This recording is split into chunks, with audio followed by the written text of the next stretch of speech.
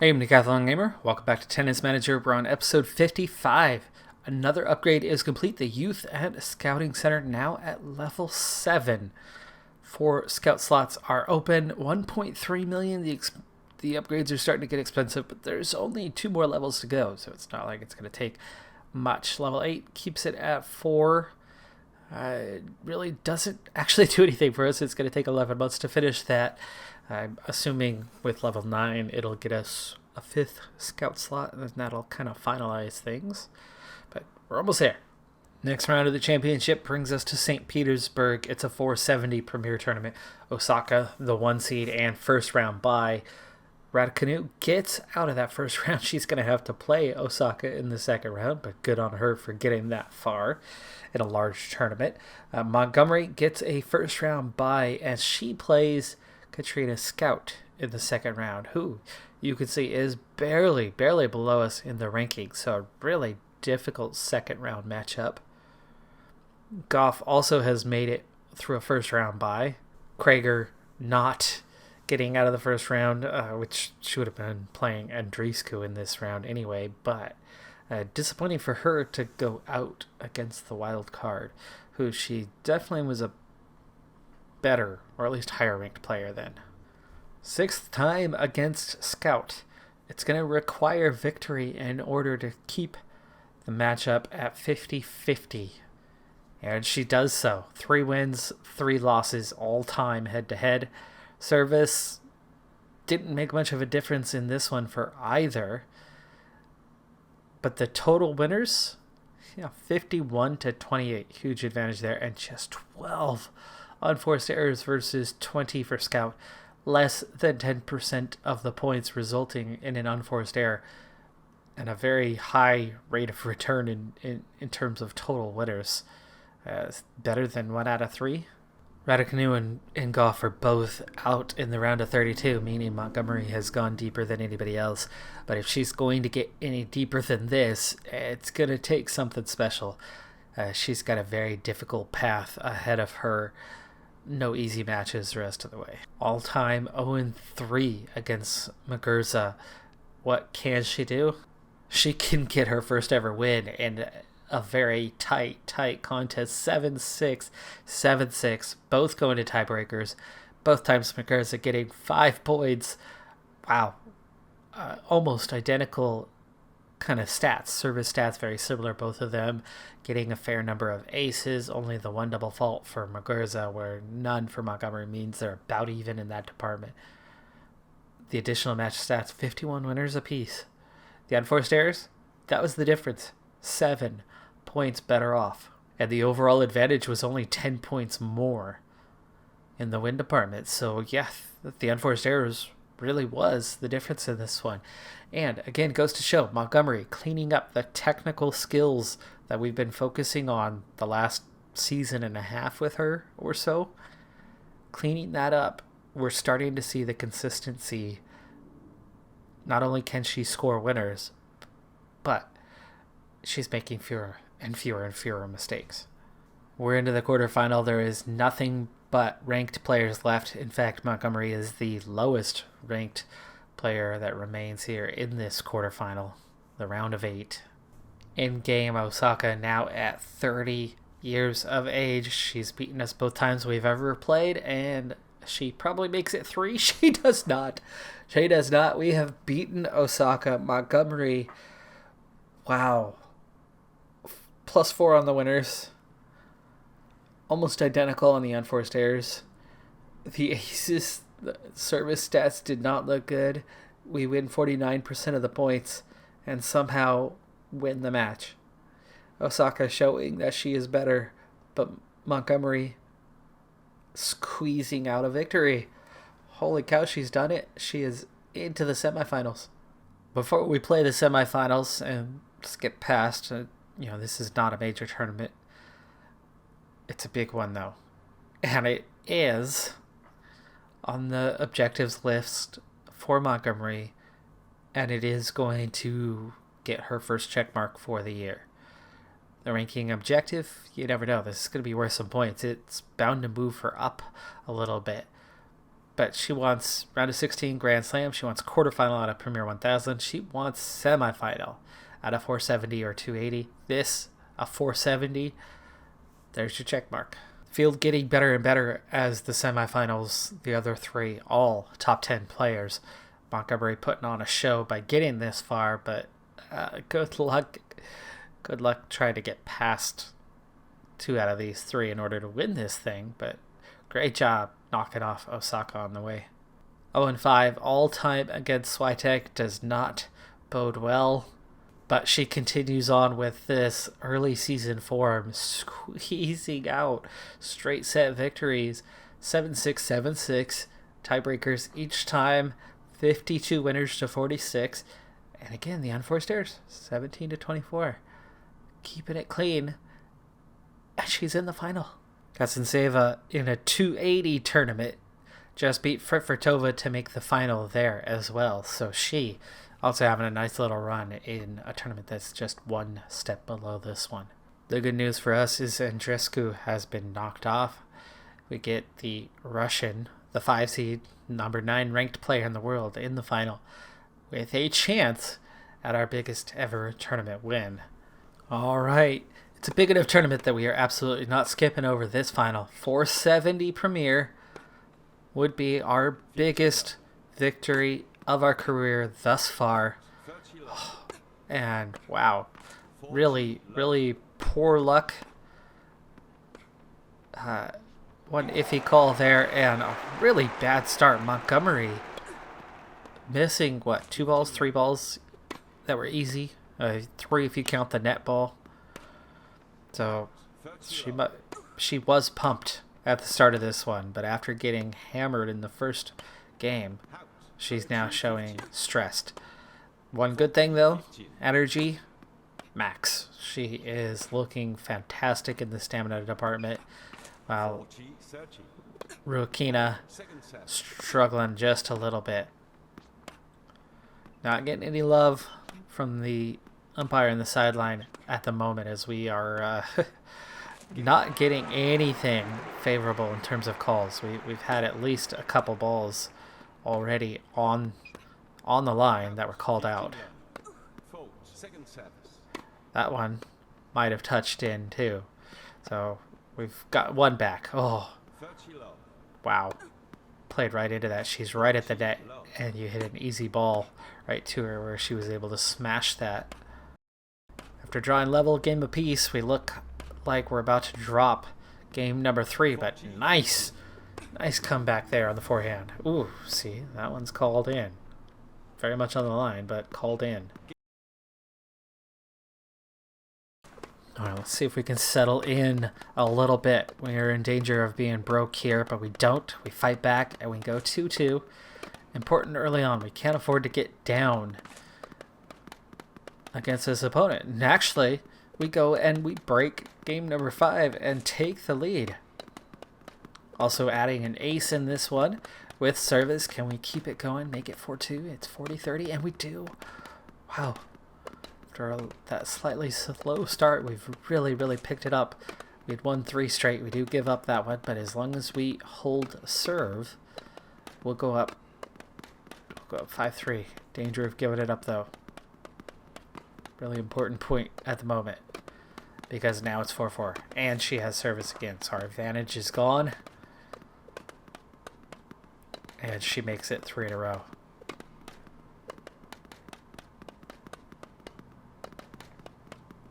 Nice way to come back, though, after losing 3 straight games. We win the 10th game to draw a level without even giving up a point. And now, in a position to maybe steal.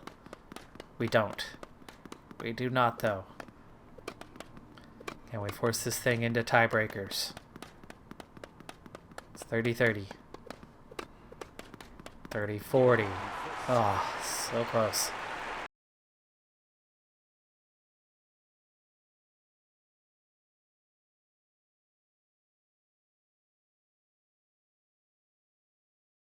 I don't like our chances at this point after losing the opening set. We're down 3-1 here. We do look on the verge of bouncing back. 3-2 now, and have service. But it's really not faring too well. I'm not thinking we're going to win 2 sets at this point. But you never know. Crazier things have happened. We beat Osaka. We beat Swiatek to get this far. This is the easier match, but can you do something epic 3 times in a row? Just doesn't feel likely, and we're down 4-2. 5-2. On the verge. 1 game away. I haven't seen either attack in the net much, but we're seeing that here in the last little bit. Advantage. 5-3. We get it back. 1 game anyway. Gotta keep going. Each exchanging advantage. 5-4. We fight on. Fatigue not yet a factor, though she is showing signs of fatigue. And we do battle back. It's 5-5. Not over yet. We do finally lose that 6th game, but we fought back enough to stay in this thing, and we're going to send it to a tiebreaker. Yes, we do. We send it to a tiebreaker. Let's slow down for this. Long on that one. We're down 2 points early on. Great one there. Plenty of room still on the line. Lucky that she couldn't get over to that, really. Oh, that is on the line. Oh, you gotta be kidding me. So unlucky. So unlucky. You can't afford to have the referee screw you over in a tiebreaker like that. Great serve. Great serve. That was an ace. Very necessary. It should be 4-3 us, but we trail 4-3. She has the serve. Absolute must win, obviously, and a great winner there, and it's 4-4.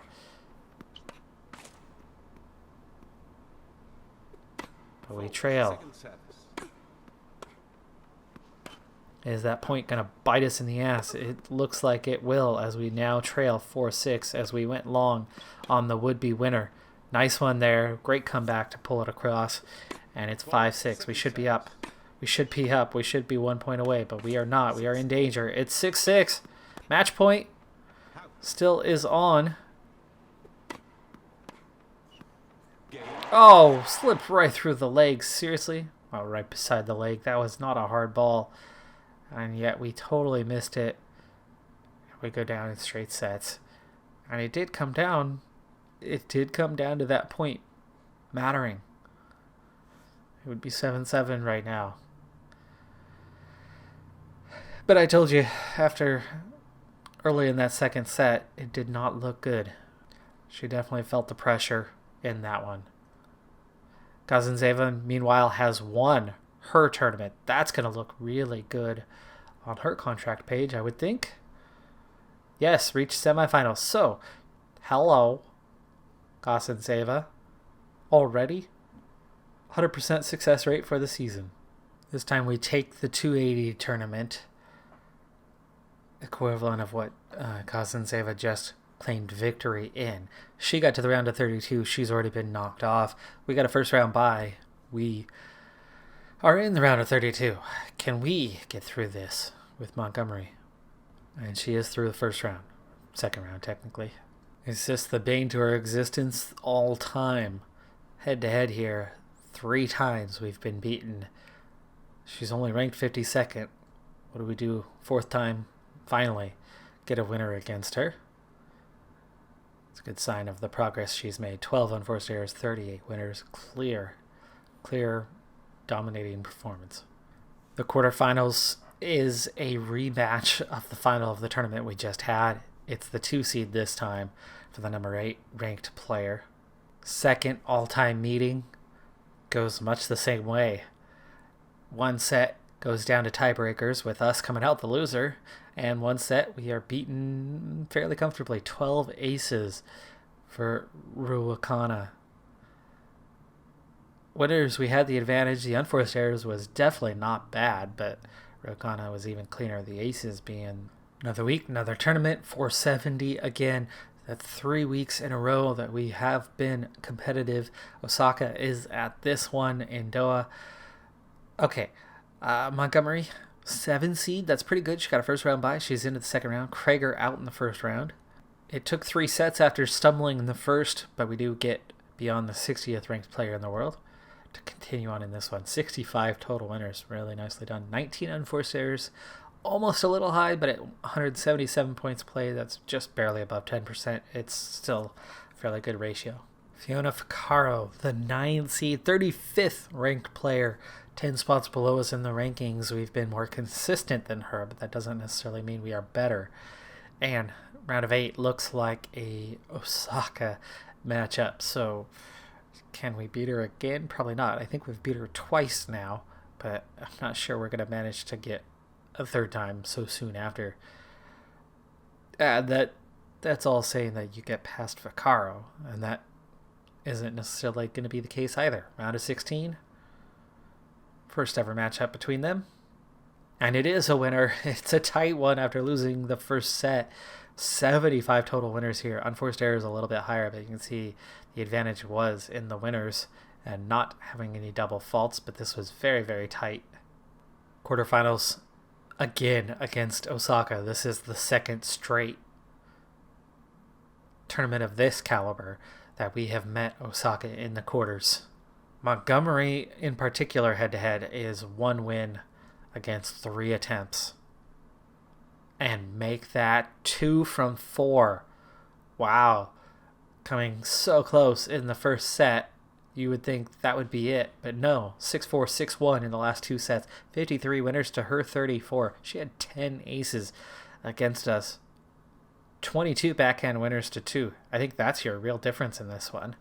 And just 11 unforced errors. Wow, Montgomery beats her twice in a row. Did you think it was going to get easier after knocking off the number 1 player? Yeah, no. Benchik. And you're looking at the other 2 top seeds as well, potentially in the final. Last time around, we managed to squeeze 2 surprise wins, but couldn't get 3. This time, we've already managed to squeeze a surprise win. Can we make it 2? Can we make it 3? It's going to take that to win, and I don't know if we can do that many surprise wins. And add in Ficcaro to that as well. Maybe. I don't know. You count that one. We are ranked slightly higher than her. Benchik, 1-1 all time. And no.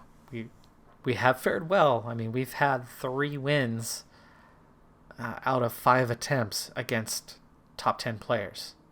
Or top 12 players, I guess. Benchik just outside of the top 10 now. She is starting to slip as she was higher ranked a year ago. So, her ranking is coming down. And yet we actually just about outplayed her. Nearly. 48 winners to her 47. 27 unforced errors to 30. First serve return points won was better at 39, but the second serve return points won was really poor. Break points converted, definitely not as high as it should have been. Aces, the 3 double faults certainly hurt us. Benchik ends up winning the tournament, by the way. We're in Dubai for a 900 Premier Tournament golf first round bye, so she's into the round of 32. Gossenseva, without the bye, knocks off Katrina Scout to get to the round of 32. Montgomery unseeded as well, and we have a difficult match now or ahead of us. We do get through the first round. It was tight though, 30 unforced errors this time. Goff out in the round of 32. Gossenseva gets through. Potential head-to-head matchup if we can get the upset. 6-2, 6-4 with the massive upset. Oh my gosh. Have we turned the corner with Montgomery? Is she going to move up into that top 15 or so in the rankings at the rate she has played here over the last month? You would think she may actually do it. She is beating some of the world's best now semi-consistently. Sabalenka is the likely next round matchup for either Gossenseva or Montgomery. Guaranteed, one of them are going through. One of the reasons why we signed Montgomery was how good she was against Gossenseva. We knew that she was going to be a good one. 3 out of 4 times she has beaten her. That was a long time ago, though. I don't think these two have played each other in quite some time. It is Montgomery who goes through, beating Gazanzeva. So 42 winners to 28, 9 unforced errors to 18. Cleaner play.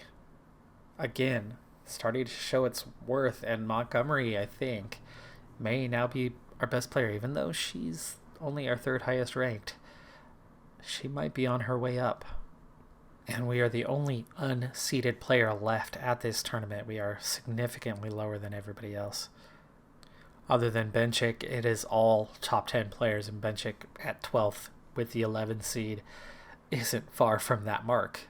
It was our second ever meeting with the number 6th ranked player in the world, and it is a winner with Sabalenka, and we nearly got it done in straight sets. It took us 3, though, after a tiebreaker that with the distance, 10 points before we lost it.